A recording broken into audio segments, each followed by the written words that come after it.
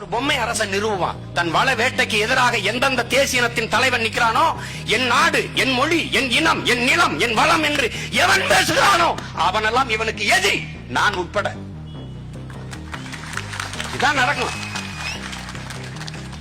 இதேதான் சொல்லுவான். மெதுவா மெதுவா என்னை கட்டமைப்பான், என்னை சர்வ சமூக விரோதியும்பா, பயங்கரவாதியும்பா, பிரிவினைவாதியும்பா, சாவனிஸ்டும்பா, டெரரிஸ்ட் கடைசி நிறுத்துவான். நீ எழுதி வச்சுக்க நடக்கும். இது செய்வான். ஏன்னா இங்க அவர்களுக்கு வேண்டியது தலைவர்கள் அல்ல, தரகர்கள். காட்டு நடத்தில், நீட்டு நடத்தில் கையெழுத்து போடுற புரோக்கர்ஸ். அதுக்குத்தான் கமலஹாசன், அதுக்குத்தான் ரஜினிகாந்த், அதுக்குத்தான் நடிகன் நோக்கமற்றவர்களை கொண்டு வந்தாங்க. ஆற்று மணல் கொள்ளை கமலஹாசன் கருத்து என்ன? மலைகளை கல்குவாரி என்று கிரஸ் பண்ணி மணல் என்று மனை மணல் அள்ளுவதும் கருத்து என்ன? ஹைட்ரோ கார்பன், மீத்தேன், இன்னைக்கு 700க்கும் மேற்பட்ட குழாய்கள் பதுக்கி இருக்குது எண்ணெய் கிணறுகள். அதில் உங்கள் கருத்து என்ன? பொன்பரப்பில் நடந்த சாதி கலவரத்தில் உங்கள் கருத்து என்ன? இலங்கையில் நடந்த குண்டு வெடிப்பில் உங்கள் கருத்து என்ன? ஒண்ணு இருக்காது.